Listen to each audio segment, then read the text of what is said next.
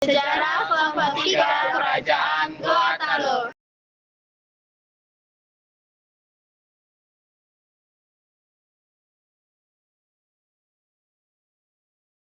Kerajaan Goa Talu berdiri pada tahun 1565.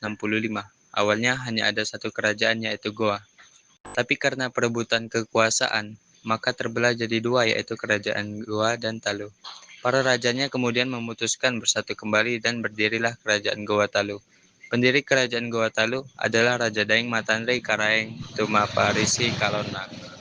Berikut beberapa raja yang terkenal dan penting dalam sejarah Kerajaan Gorontalo. Yang pertama, Daeng Mantare Karaeng Tumapara Risi Kalona. Raja pertama yang memerintah dikenal dengan silsilah panjangnya. Yang kedua, Sultan Alauddin, Raja Goa pertama yang memeluk Islam, yang memerintah dari 1593 sampai 1639. Yang ketiga, Sultan Hasanuddin, raja terkenal yang dikenal dengan julukan Ayam Jantan dari Timur, berperan penting dalam perjuangan melawan VOC. Yang keempat, Sultan Malikus Said, raja yang memerintah setelah Sultan Alauddin I. Yang kelima, Sultan Amir Hamzah, salah satu raja yang memerintah setelah Sultan Hasanuddin. Dan yang keenam, Sultan Abdul Jalil, raja yang memerintah selama beberapa tahun setelah Sultan Amir Hamzah. Kehidupan politik Kerajaan Goa Talo. Kerajaan Goa dan Talo merupakan dua kerajaan yang menggabungkan diri menjadi satu dan menjadi Kerajaan Makassar. Tapi, sebenarnya di daerah sekitarnya ada cukup banyak negara lainnya yang memilih untuk tetap berdiri sendiri. Awalnya, raja kerajaan ini belum beragama Islam. Baru Karaeng Matoaya yang memeluk agama Islam dan kemudian bergelar Sultan Alauddin. Sistem pemerintahannya menggunakan sistem pembagian kekuasaan, artinya raja dipilih dari garis keturunan Raja Goa, sedangkan Perdana Menteri dipilih dari keturunan Raja Talo. Hal ini dilakukan berdasarkan kesepakatan dua raja tetapi tetap satu rakyat yang dibuat pada tahun 1565. Dua kerajaan yang terpecah karena perang saudara pun akhirnya bersatu kembali. Sistem ini terbukti sukses. Kehidupan ekonomi Kerajaan Goa Talo. Kerajaan Goa Talo merupakan kerajaan maritim yang pelayaran dan perdagangannya sangat berkembang. Tapi, secara ekonomi, kerajaan ini paling maju di bawah kepemimpinan Raja Goa Talo, Sultan Hasanuddin. Saat itu, Kerajaan Makassar menjadi kerajaan maritim paling besar sekaligus pusat perdagangan di kawasan Nusantara bagian timur. Kesuksesan Kerajaan Goa Talo pada masa ini disebabkan oleh beberapa faktor, salah satunya tentu karena letak Kerajaan Goa Talo yang strategis. Selain itu, peran Jawa yang mundur kala itu juga memengaruhi kesuksesan perdagangan dan pelayaran. Ditambah lagi, Malaka yang jatuh di tangan Portugis menguntungkan pelayaran dan perdagangan maritim. Hebatnya lagi, pemerintah Kerajaan Goa Talo mampu mengatur sekaligus melayani pedagang yang berasal dari beragam negeri.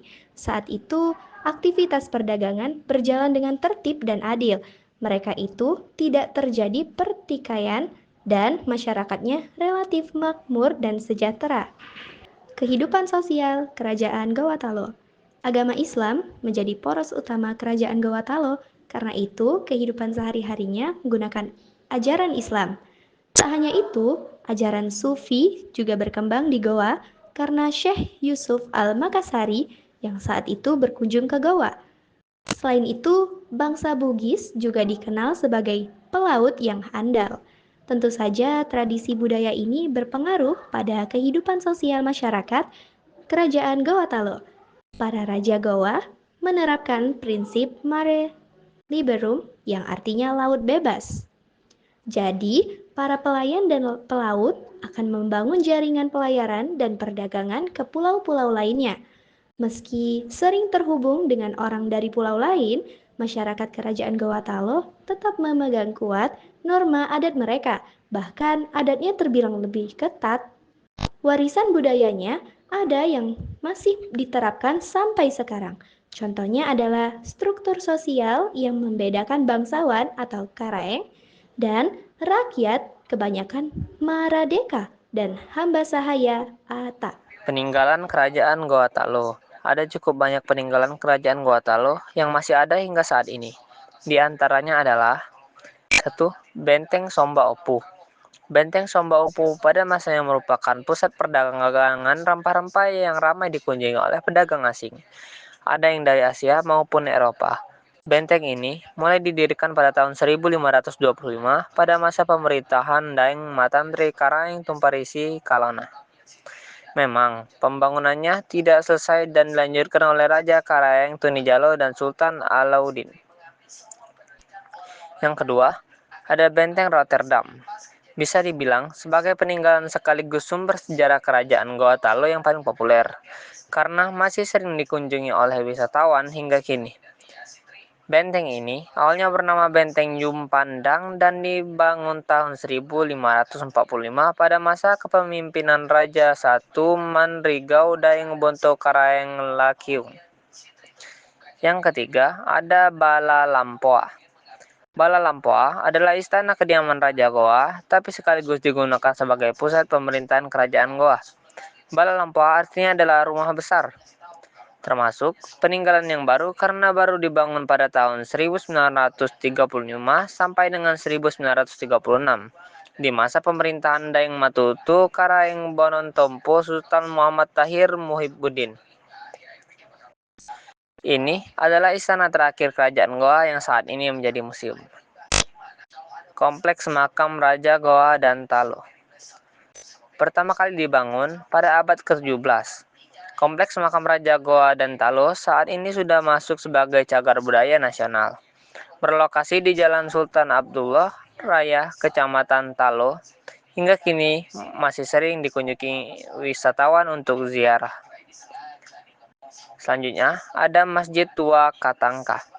Terakhir, ada Masjid Tua Katangka yang dibangun tahun 1603 pada masa pemerintahan Sultan Alauddin, berada di dekat kompleks makam Sultan Hasanuddin. Saat ini, masjid ini sudah masuk sebagai salah satu cagar budaya nasional.